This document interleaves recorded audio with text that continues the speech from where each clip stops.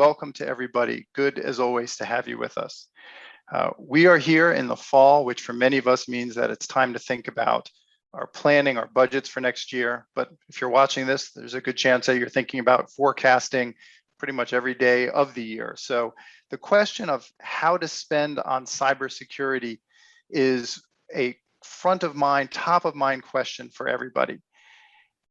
The reason why, well, there's a lot of reasons why it's so important, but in order to give a scale of what the cyber risk problem is out in the world, I want to just to present some data here just to get us started. This on screen here, we have a list of the largest economies in the world, and this is nominal GDP for 2020.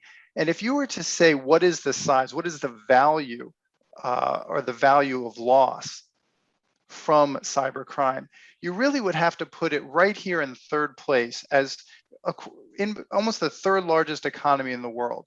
It has become an industry, the dark arts, if you want to call it. This idea of cyber risk is a real and tangible problem for everybody. And we know it's a tangible problem for our AFP membership because in our most recent survey, this is the 2021 AFP risk survey that was just released about a week ago. The number one risk, the hardest to manage risk, came in as cybersecurity risks, more than anything else, more than talent, more than trying to figure out supply chains that are stopped up. Cybersecurity risk is a huge challenge to manage, and it's a huge problem to manage. That's a really tough combination for us. So what do? Well, as an organization, often what we do is we throw money at the issue. Here's some data that that shows that the spend is increasing significantly, and this is the spend from as a percentage of revenue for all companies. This, I believe, was a Deloitte survey, and the increase from 2019 to 2020 is up more than 41% as a percentage of revenue. It's now almost 0.5% of revenue for all companies worldwide. It's a huge number. And the question that people often ask AFP, they ask other professionals is, am I spending enough? Is 0.5% of your revenue enough money? Is it too much money? How do we gauge what's the right amount? Never mind, are we spending it accurately? Are we spending it correctly? And are we getting the most benefit? These are the questions that we're going to tackle today. The objectives for the webinar are to understand how to assign value to our information assets and to think about the tools that we might want to use in order to budget what we want to spend and make the right dollar investment in our information security. Big questions, big challenges. Fortunately, we have truly one of the big heavy hitters in the industry to talk to us about this. Very excited today to have Franklin Donahoe with us to help us sort through some of these complex questions. Franklin is the CEO of Lynx Technology Partners. He has more than 30 years of experience really all around cybersecurity. And from a management point of view, from a military point of view, as well as from his previous roles as the Chief Information Security Officer at Mylan Pharmaceuticals and Costco Wholesale. So to tee things up and to give Franklin a little something to react to, we're going to start with a poll. And the poll is coming on screen now. And the question really is pretty simple. But it gets to the relationship between finance, our audience, and IT and information security and the area that Franklin is coming from. What describes the relationship between finance and IT? Does it tend to be more transactional? You know, we send them numbers, they fill out a spreadsheet, or they put it into the into the SaaS-based planning tool. Is it more informed? Do we actually understand about IT? Does our finance person understand the IT and the technology that we're dealing with? Consulted. Is finance asking for IT's input on the different investments? And is it a true partnership? Do finance and IT both understand not only the operations, but the financial implications? Now, this question is a check all that apply. And we'll take a look at the results in just a second.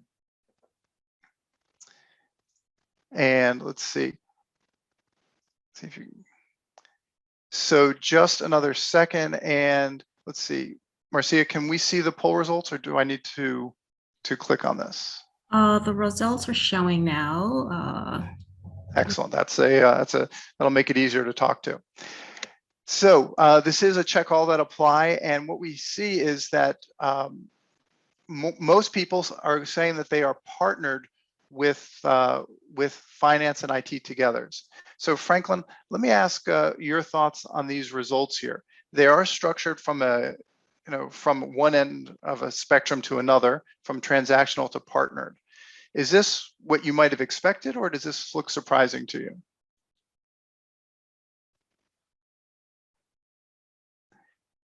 Franklin, thoughts on the poll number one?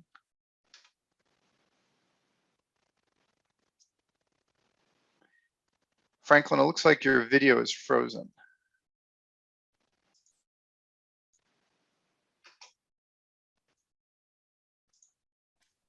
Yes, he seems to be frozen. Hopefully this isn't a cybersecurity issue on his end.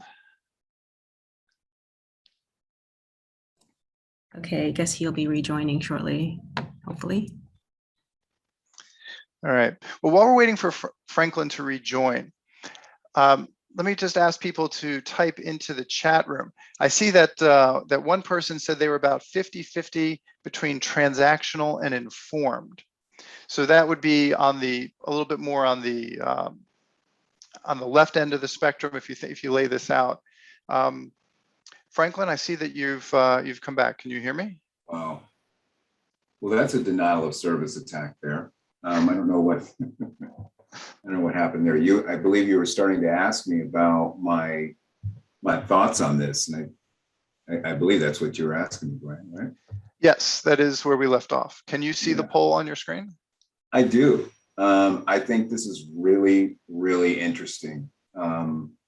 It's interesting. First of all, this conversation across disciplines between security and finance is extremely important. I think this should happen more often. But it's interesting the way that this question is actually asked.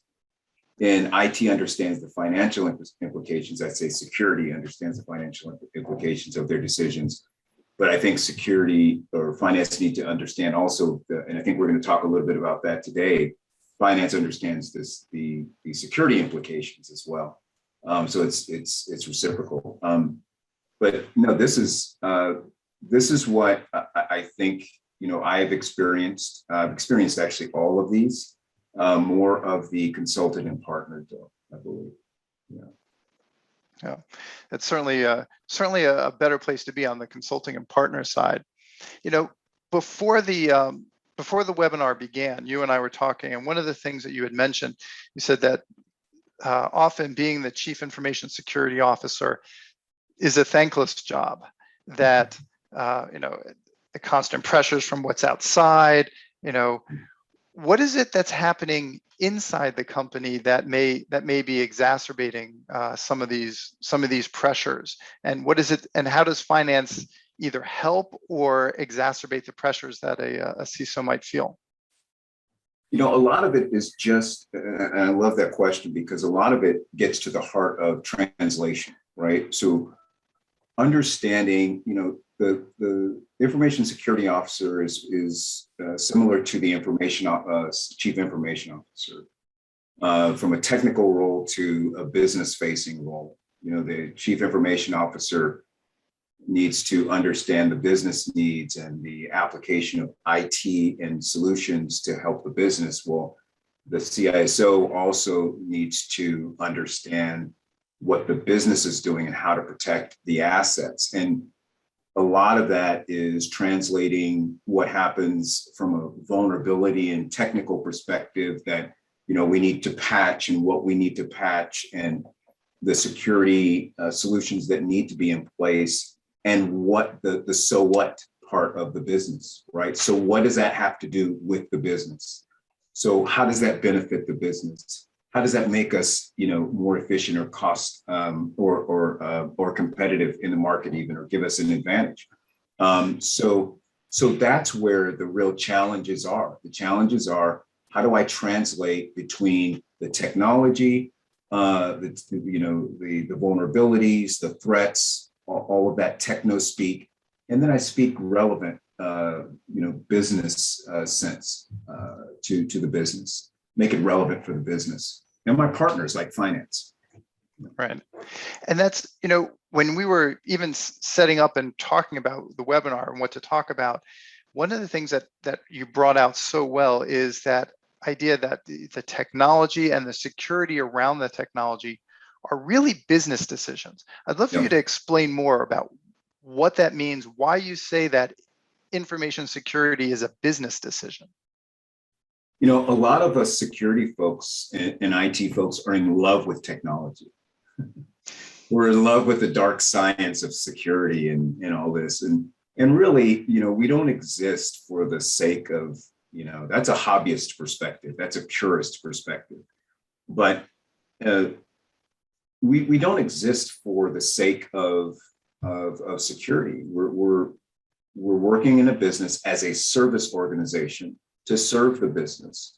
And so we need to understand the business. We shouldn't be spending more dollars or putting more effort into areas or technologies that have nothing to do with business value.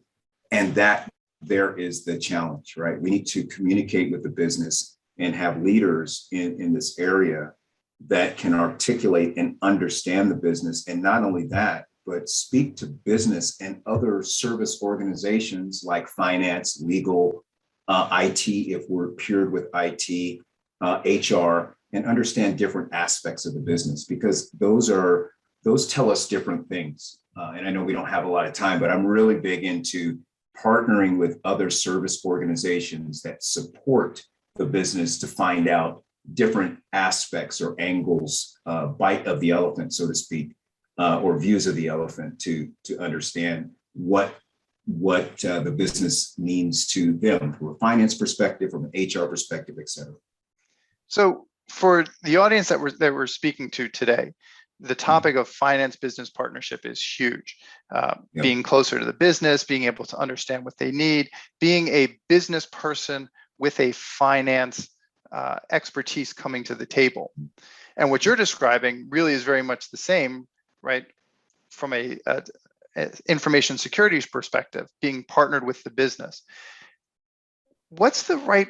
So then if everybody's partnered with the business, does IT and security look at finance as the business or another supporting organization? How do we get those two groups to speak? And what is it that they need to know about each other? Yeah.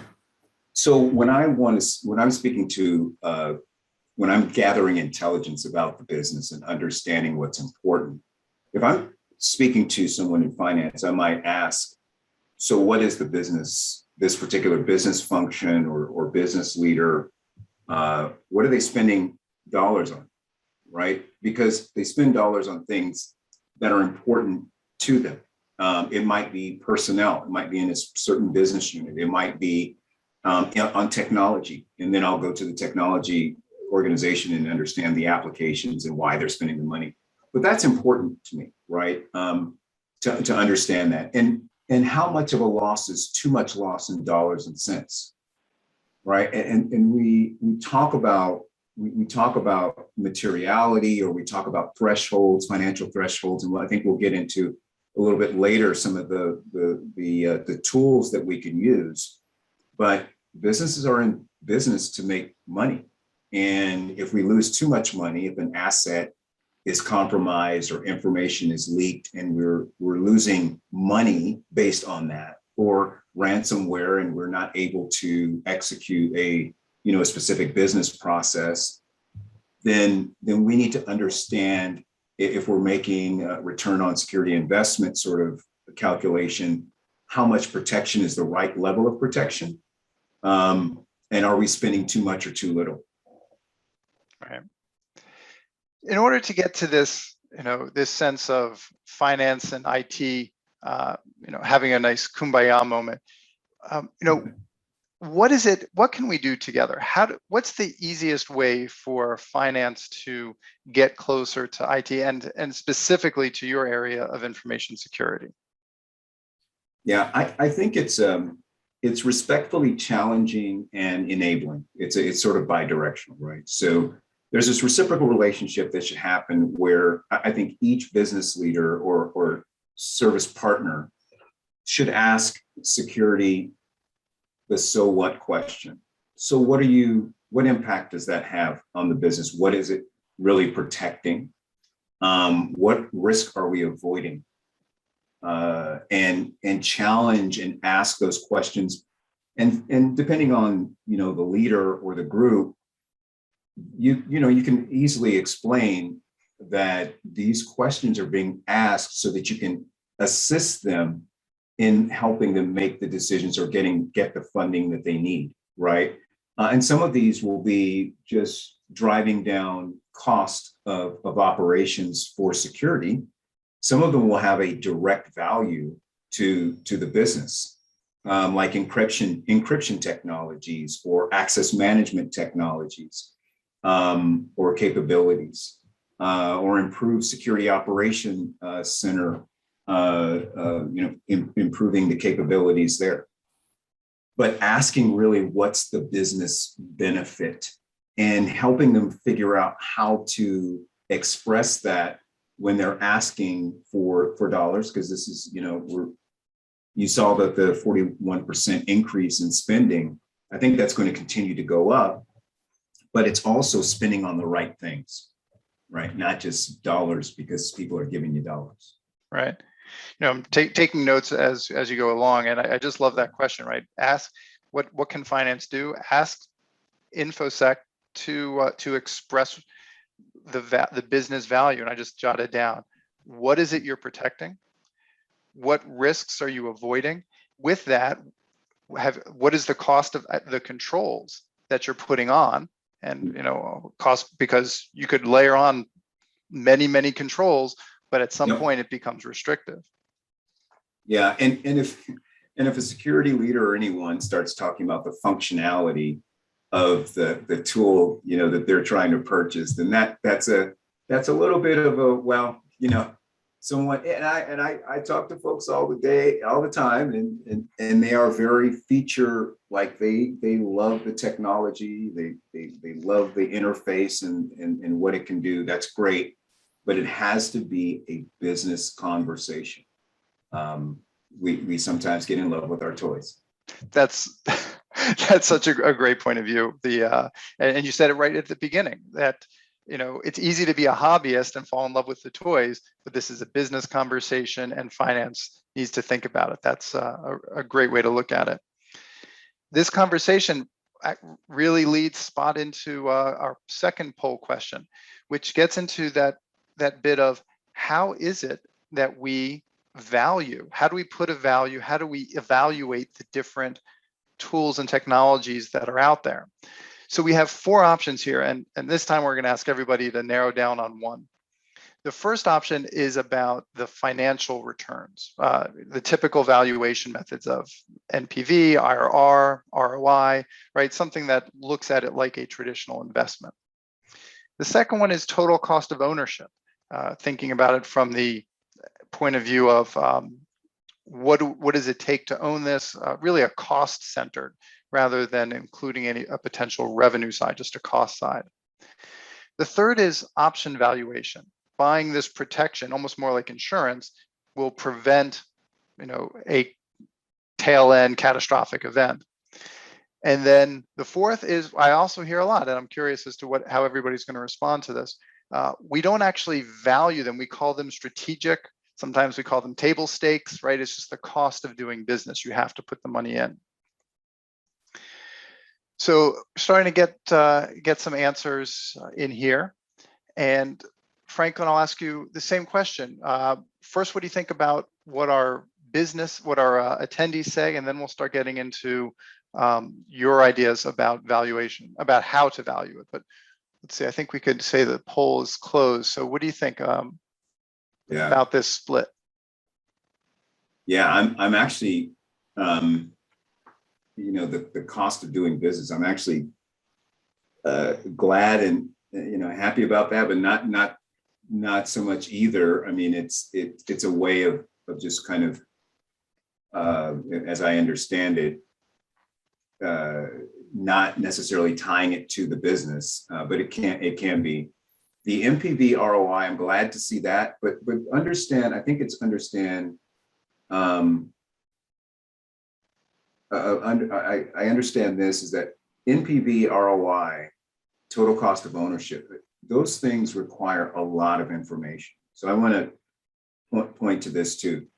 And you have to have, as a security organization, and I tell CISOs this as I kind of do mentoring as well, is gather as much information about past events, the industry, different attacks, but also your business and your industry, what industry you're in, what the attacks are, excuse me, the threat actors are, as we call them, and so that you understand their techniques and how sophisticated they are. That gives you a better understanding of what it's going to cost. But when you talk about ROI, and as you speak to security leaders, understand that they need a lot of information. And sometimes that information is from you, like the value of assets, right? What is the value that you're seeing that others, as they're spending? What can you tell them about in your conversation about how different business leaders or the business is valuing certain parts of the business, so that they can understand what the thresholds might be on different security controls. But this looks, I mean, I don't know. It shows the diversity in how people approach this question. Yeah. Would you say that the NPV, IRR, ROI approach is assumption driven?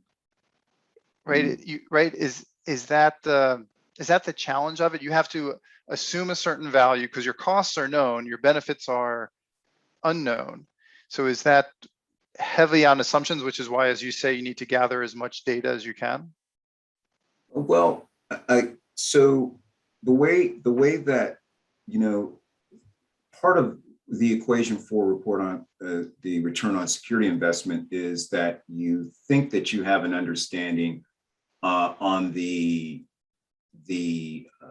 possible or probable number of events that you're going to have in a particular category, right? So that takes some intelligence, that takes some information gathering and understanding, right? And then there are some assumptions, there are some guesses that need to be made about what you're protecting or the value of what you're protecting as well. So there are some guesses, but there are some numbers, some research that needs to be done. Notice we haven't said anything about technology. This is all really a business discussion. This is about information as well, and understanding the industry in a number of different, we could call them complicated, but it's very information rich in this particular area. It's information rich. The total cost of ownership is something that we miss all of the time. We think about a technology. We don't think about what it's going to cost with the people and maybe we're adding a process or steps to processes when we add that new technology. Maybe we have a partner that's not ready to interact with that technology, and they need to add staff or they need to train staff as well. So that's one where it's about communication. The NPV is about information. The first one's about information, and I think the total cost of ownership, if that's your model, then you need to talk about, well, who else is this going to affect? Are you going to have to add personnel or train, et cetera? Right. Interesting. So interesting. I was monitoring the chat, and I see that that next time for the next poll question we have, that we'll leave it up for a while longer because I see some people said they didn't quite have enough time to respond. So we'll take care of that on the next question going through. So this leads really right into the heart of our conversation for today, the dimensions of business value, those elements about how do you come to that sense of the value. And so Franklin, you know, pre-discussion, you had lined up a couple of these areas, or 4 areas in particular. Can you talk us through these areas of the dimensions of value? And then we'll have another question about, or another discussion about some of the tools that will help to pull out these value dimensions. Yeah, I think as people sitting down with finance that and this is, you know, the sort of the respectful back and forth and the challenges there. When speaking to a security person and they're talking about investment or they're talking about adding people, really they should be talking about business value and the data that they're protecting,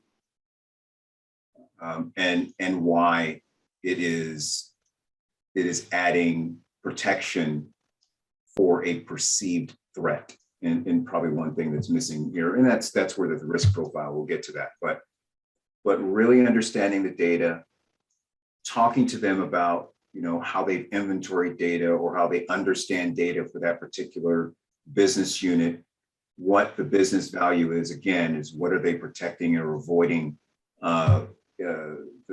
the adverse impact on a business process. And, you know, it could be from a compliance perspective as well. We still need to talk. That's still a part of it. I include that as well.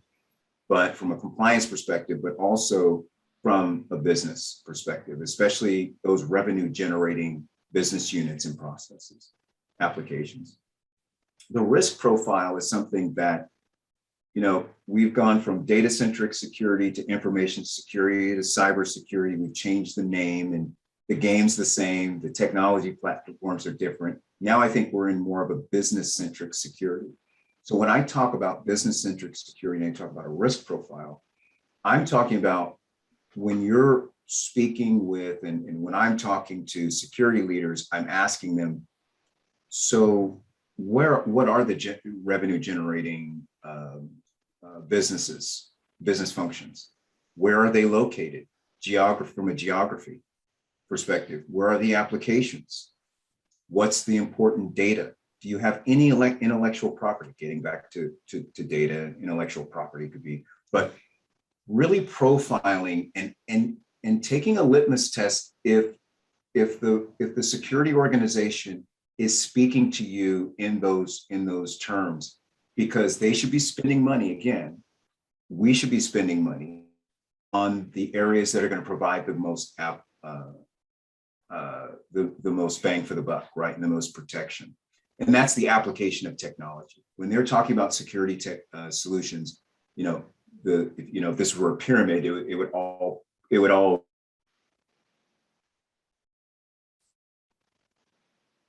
apply. How am I applying technology and the security controls? So you see that we have, you know, on the side in brackets. So this was my assessment, you know, writing on top of your words here. But the first 2 seem to be about the assets themselves, and the second 2 are about the approach. And the way that the reason why we broke this up was we wanted people to think that some is that business value, the valuation, versus the process or the things really that the business and finance can have a hand in. Is that one of the things that when we were preparing for this talk was we talked about the top down versus the bottoms up approach. And this definitely feeds into that approach. Can you kind of capture that question of where the top down and where the bottoms up come into play? Yeah, so sometimes security is doing, you know, from a bottoms up perspective, sometimes security is executing against best practices, right? So they're instituting a framework, you know, it's CIS, it's NIST, ISO 27001, whatever, they're coming with a framework. And they're saying, look, these are the technologies and the categories that are necessary, and I'm going to apply them, right? That's sort of a bottoms up approach where security is pushing the direction.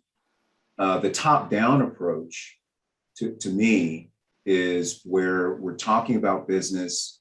And actually what we spoke of is when we're talking about the business and applying protection based on the business profile, the data, the business value, and the risk profile. So you can go to many security conferences, and what people will be talking about is the bottoms up approach is you got to have these technologies. You have to have technologies in these categories, right? You have to. Those are table stakes. Everybody has them, right? And then the question is, well, how do I apply them? Because sometimes, and this is a very interesting question too, is what technologies have been applied in the last X number of years that are sitting dormant or only using 32% or 5% of the capabilities that it was purchased for, or that it's capable of having. And we have these conversations about security stack all the time and how they're being applied. Is that, how big of an issue is that we're only using 5, 10, 30% of the capability that we're purchasing? It's a big issue, and it can be for myself a big business where we go in and we look at the stack of security that people have, the functionality that they have. Some people have overlapping.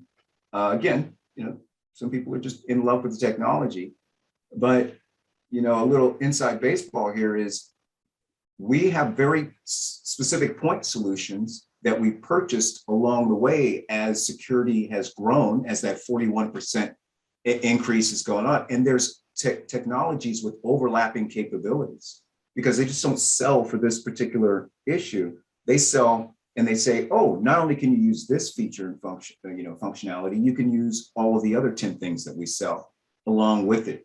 And Microsoft doesn't like to say that they bundle, but they do bundle. And that's where they get a lot of us as well. So be very, and that's another thing. I didn't mention that before, Brian, but that's really important to really ask, IT and security, and IT and security, because sometimes they're not in the same organizational unit, but really ask them when IT is purchasing something, does it have security functionality that's in that bundle that you're buying or in the technology that you're buying? And really understand where there may be some overlap. I feel like that's the my pro tip takeaway for the day, right? When you're looking at some new software, some new app, some new something, value out or price out the security that's built in, because if it's not built in, there you go. then you have a hidden cost that you're layering on your security team somewhere else. Yep. The other thing that I'm really struck by is that sense that we're not using everything that we have, whether it's the overlapping security, so redundancy in our security efforts, or they haven't gone to fully implementing. Yeah. What can we do? Does this imply an opportunity for an audit of security measures, some sort of inventory of security measures, a zero-based budgeting approach to the defenses that are in place? What can we do here? Yeah, so I used to tell my teams, we start with eating what's in the refrigerator, right? Okay. So we look at what we have, and it's security stack rationalization is probably a term that some companies use, or in the industry what we use. But we take some framework and we look at the protection framework, the control framework, and we look at all the technologies that are applied to provide security within that framework. And we look at what's turned on. And what I used to do is I would sit with each of my vendors and I would say, because they'll tell you, this is what's turned on and this is what's not, because they want to sell you the whole suite of things. And they're going to tell you, they'll tell you before their folks tell you, your engineers tell you. And they know. So they'll tell you what's turned on and what's not. And then you look at the overlap. You look at what's not being used and say, I'm going to use this or I'm not. And it's a part of vendor management too. I'm talking about technology, but it's really about business. This is about managing vendors as well. So what's turned on, what's not, what's the best solution? Because some are bundled in and they're actually better than the solution that you purchased for that point solution. But those decisions have to be made. There's an opportunity, you're using the term audit, but there is an opportunity to rationalize the technology stack and actually leverage some vendors too, especially in global organizations where you may be using it in one region, you might be using it in the US, North America, but procurement is being procured also in EMEA, right? And at a different price point, and you're not leveraging across business units or however your company's structured. Right. So maybe if audit is a trigger word for people, and an inventory and a chance to rationalize, or what I jotted down was eat what's in the fridge, know what you've got, and use all your leftovers before you go out and buy something new. Yeah. All right. Well, let's go to our next poll question. And I promised everybody out in the chat world that I'll leave it up for a little bit longer. And then also for everybody who's listening, please do make use of the question and answer panel to start feeding questions into Franklin and take advantage of his expertise. So here's the third poll question, and very timely for everybody who's thinking about their plans for next year. How do you develop your budget or your spend for information security? And here you can only choose one. And if none of these are the right answer for you, I'm going to ask people to put their comments directly into the chat. So here, how do you develop a budget? Some people start by looking at last year's budget and then they gross it up by a factor. Go out with a percentage of revenue is common. Align with valuation of business assets. So an asset-based approach, more of what Franklin was talking about. A line-by-line review of the requested spend. So almost that zero-based view, show me everything that's going to hit the general ledger. My favorite, take a look at the request and then just haircut it by 20%. Just take 20% off the top, and that's how you set the budget, because you know that there's a little gamesmanship and that those hobbyists that we talked about before are always going to put in something new, and so let's just discount it by 20%. And then other, again, if someone wants to use the chat, for other ways that they develop their budget, other shorthands that they use for their finance budget. And while people are answering this, Franklin, there was a question that came in. Maybe we'll field this question while people are relating to the poll. How do we integrate the security decisions with ERM, with an enterprise risk management framework? Yeah, I really like that question, assuming that there is an ERM framework, right? Or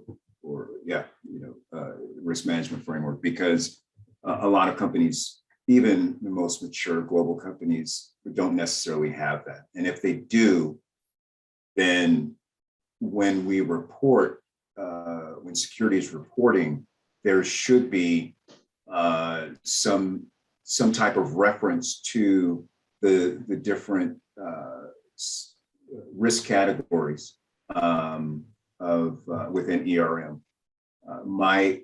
I was with one company that did have, a risk management function, and I was glad that they did, because it gave me an opportunity when it was presented to the board to make it relevant to the business and all of either the strategic or operational risk. But if there is an ERM function, then please encourage your security folks to, as they're reporting vulnerabilities and number of patches that, and the time that,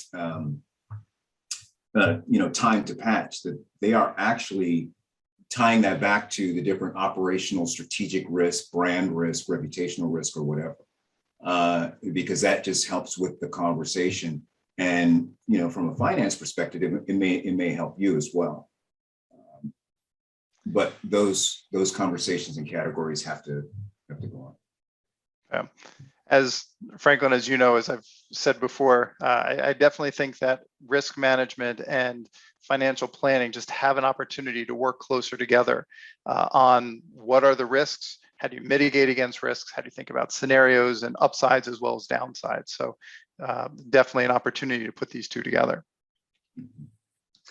So with that, let's see, Marcia, if we've had that up for long enough, can we see the poll results? All right, so how do you develop a budget or plan for information security? So a line by line review of each spend. So what do you think, Franklin? What do you think? That seems a clear winner, certainly more clear than we've had before. Is that how you want to see finance think about its InfoSec budget? Not really, and the next one either. But it feels like it when it's reduced by 20%, or when it comes back to the table is, hey, Franklin, can your folks rework this? But I mean that's just the nature of what we do. The line by line review is my least favorite, only because it's not the way that I approach security. And I think this is the disconnect. And I think more and more security leaders, as they start to become, better business partners, are going to want the second choice. And they're going to be speaking in these terms to align with the valuation of business assets. Again, we're always trying to prove that we're not a cost center and that we're adding value. And I'm trying to get you in the brain of the security person who's at the tip of the spear, the security leader. That person is really trying to prove their existence and prove their value. And the value is with business assets, or that they are adding to the business. So any information that can be supplied where they are, increasing productivity, or even the usability, what we call security usability, or making it easier, for passwords. Maybe they're reducing passwords, identity and access management, those types of things. They're adding business value, or they're protecting a business asset. Help them approach it in that way. Because a line by line, this is how many headcount I'm adding, this is licensing, and this, it misses that. It really does miss that. Yeah. Well, let's move to the next part. If we're transitioning from the value, right? What is the value of your assets to what are the tools that you can use? And so you have here 3 different tools, and I'd like you to explain what they are, to help our finance people really make the right investment and set the right budgets for their plans. Yeah, and these are kind of either direct or in and around ways of understanding. I talked about before directly interfacing with service partners and the business, and then gathering intelligence from different industry publications or whatever's out there. And there's a number of other ways, but there's also other things, artifacts that security teams can use to understand what business is important, what's important to the business. A business impact analysis, some people call it an assessment, but basically there used to be these large spreadsheets that would talk about, enterprise architecture or security, or someone would put together these spreadsheets that would talk about, business process, business process, the applications and data that were associated with that. And then it would ask the business folks, like, if this particular process or asset were offline for X number of hours, how much would that cost us? And that way you understand, the value. And then how quickly do you need that resumed, that business process or that application to go back up and running, to be back up and running if there was an outage? And they would give you a number. And then you'd understand, okay, I need to protect and ensure the availability of this particular asset and the integrity of this asset. And and that would give us an understanding. So that is one aspect. It's like what's important to the business, what assets are important to the business, and what information is important to the business. Materiality is something that you all are familiar with and much better than I am. That really, what's the acceptable, what's the number that will really put us out of business or impact us negatively. And I like to, and the first time I asked a finance person for this, they were like, what are you asking me that for? But it was a data point for me to have intelligent conversations about what's acceptable loss and what's not acceptable loss.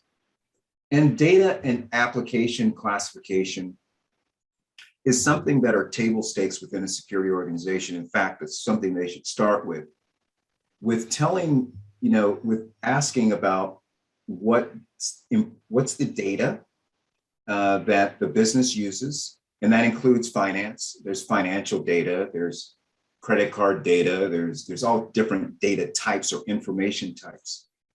And the categories that we put them in, they're protection categories, like critical, high, moderate, low. And the Department of Defense and government has 50 something of these classifications, and it's ridiculous, and it's very difficult for them to actually it's probably more than that, but classify the information. And then there's these general rules around how we protect, or protection measures for different classifications of data. And it's just a way for us to help think through that. And of course, where there's data, there's applications, there's data flows through applications, et cetera. So it's a way of us organizing our thoughts around data and application and supplying or applying these general rules of protection around those different categories. So we have this, this table here that tries to align them, and the alignment is less important than the fact that people use them, but it shows the dimensions against the tools. When we look at these tools, if we're in finance, it almost seems like the data and app classification, that's something that I would expect my InfoSec person to have. The materiality seems like the ownership is with finance, or the onus is on finance to come up with that. And the business impact is a shared evaluation, but with the business, with the marketing team or the customer support team. Is that the right way to think about ownership of those tools? I would say that. I think we're actually missing business value there. I think that might be my fault, but it is a part of that. Business impact analysis and data app classification are things that you should proactively ask your CISO or your senior security folks how they're applying these decisions to them. And they might be surprised that you're asking them that. But in the decisions that, if we go back to the poll, the business value decision, this is where they should be kind of at least starting to make those decisions or making those decisions around those tools, the BIA and data app, right? So while we're waiting for questions to come in from the audience, one of the questions that I just always wonder is, why is this hard? Where does this go wrong? Where does it go wrong from your standpoint and where you sit as the Chief InfoSec Officer? Yeah. Some of it is communication. I think this is all about, I have the principles of that I have for my company for, around visibility. So being able to see things, seeing assets, seeing risks, threats, et cetera. So visibility, integration of process. And that can be, between finance, that can be, and more security organizations are sitting out of IT because of conflict of interest, integration with legal because of compliance, HR because of, different identity and access management issues or user management issues and concerns, but integration of process, integration of thinking, information integration, and then communication, right? Where it goes wrong is that we're communicating the wrong things. We're communicating technology when we should be communicating business risk. I love the question around ERM. How are we mapping this and expressing this from an enterprise risk management perspective? What does it mean to the business from a risk management, not just from a technology? How do we interpret it? How do we translate it and broker that information and then make it into usable protection strategies? And I think that's where it all goes wrong. It's very challenging.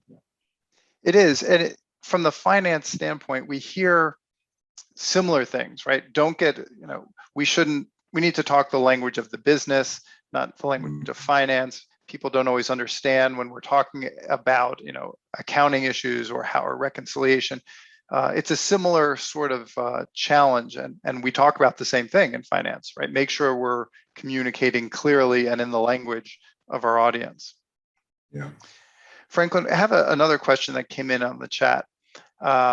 Please describe how changes in accounting are impacting customer relations. For example, expenses versus capital, and maybe how, and maybe this gets more to how investments in information security are recorded. If they're recorded as an expense, so maybe I'll read a little bit into the question here. If we're moving to security as a service, where the security is online, we're not building it ourselves, we're not buying software, we're renting software, then it becomes an expense, as opposed to buying a package or developing our own defenses, then it could be capitalized. Are you seeing where that has an impact in how companies approach their information security outlays? I don't want to say cash or investment, but we'll say their outlays. Yeah, I don't know. I've got a flyer. Sorry. Well, no, I'm actually seeing, and maybe it's just my perspective. I am more on the buy than the make. I know that and I'll tell you, there's been a shift because of managed services, managed security services, and the need. So let me back up, because this is a sort of an involved question answer, but there's a shortage within security of qualified resources, right? And we have over, worldwide over 3+ million jobs that are open. So a lot of the consolidation that you're seeing in the industry is on managed services. So it's very expensive to find an engineer, for instance, with a specific technology experience, and I manage that as a CISO, right? It's very expensive, and they cost a lot of money, and there's a lot of movement. It's hard to keep security folks, so we go to managed services providers, and that's an expense. I'm not looking to write, and I've seen companies do. I have a former client that decided that they wanted to build a capability that we were managing for them. And then they came back to us 2 years later. And that happens. It absolutely happens. And sometimes it's necessary because it's tied to intellectual property or something like that. But and you'll see the difference between different types of companies. And maybe this is getting more directly to the answer to the question. If they're a technology company selling technology, they're more than likely to develop their own products and capitalize that. But if they're not, if they're retail or some other type of other type of industry like healthcare, they're more likely to purchase services and purchase technologies. Yeah. So we have two questions, one in Q&A and one from the chat, and they're both around insurance. So one person wanted to know, cyber insurance has increased drastically. Is is the agreement between the firm and the insurance company straightforward? Is it easy to get compensated in a reasonable time? And then the second question about insurance is, what are your thoughts on insurance as a tool? Let's see, let me just read this out. What are your thoughts on the approaching budget for the appropriate amount of cybersecurity insurance related to your tools? So I guess, what's the right amount? Can you get compensated? And what's the relationship between the firm and the insurance company? Yeah, I think that, again, I love these questions because it's a difficult one to answer, and one that comes up a lot. So insurance has to be, the amount of insurance that a company purchases has to be purchased with the full understanding, and this is where the challenge is, of what they're protecting and how they're protecting. My challenge with getting insurance is sometimes we don't know what we're insuring or the amount of insurance that we should have. And we think that we can take our hands off of the wheel. Sorry for those that have a Tesla, but we can take our hands off the wheel because we have this, this vehicle that takes us automatically where we want to go, and we don't have to have as much protection, and we don't have to pay attention. And that's not the case. In some cases, I think that people are double paying for insurance. They're paying not only for the insurance, but they're also paying for the security that they have in place, and they may not be covering, again, the business and the value. What I would say is be proactive. Insurance companies are going to come in, they're going to do an assessment, or they're going to ask you about certain controls. Have a level of maturity, and if you have a maturity model, have a level of maturity of 3 or 4, or have enough maturity within an investment in your own security that you feel comfortable with purchasing enough insurance for what you don't know about, the unknown unknowns, right? Not the guesses, right? Not saying, if you have folks that are saying, we're going to do this much security and then we'll cover this much with insurance, that's the wrong approach. We're going to invest in security and cover the assets, and we're going to insure for those things that we really aren't sure. We're not sure about, and that's hard to quantify, but that's the approach I would take. So, invest in security to cover your assets. Invest in insurance in order to cover the unknowns. The unknowns. Yeah. The unknowns. All right. So we are just about at the end of our time. I did want to you had a couple takeaway thoughts.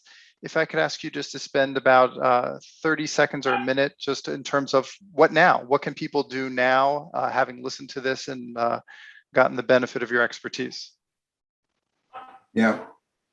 So talking to the security team with the knowledge that you have now, and maybe some other things is going to be complete, is very important. Talk to them about their business-centric approach, and make sure that they have a business-centric approach. Ask them that, so what, right? So what does that mean to the business? When you add that person, to your team, what is that going to add for business value? Ask them to talk about the BIA and the data classification and application classification, and explain it in ways that you understand it. And not in sort of the techno speak and this encryption algorithm and blah, blah, blah, and why this technology is better than that, but really understand from the business impact and the availability of assets and the classification of assets, so that you understand it as you're talking to other leaders as well. And approach security investment as an investment and not a cost. And that's where that, going line by line by line is an approach that really doesn't doesn't help the security leader, but also, it goes back to sort of the first couple of points. It's like really talk to the teams about what it means to the business and the so what. What's the impact? Franklin, all great points. Really appreciated your comments here. Pleasure as always talking with you. Appreciated the education. I got a page full of notes here from for myself to keep, and hopefully everyone does as well. So enjoy your day, and to everybody else, thank you for being here. On behalf of AFP, enjoy the rest of your day. Thank you.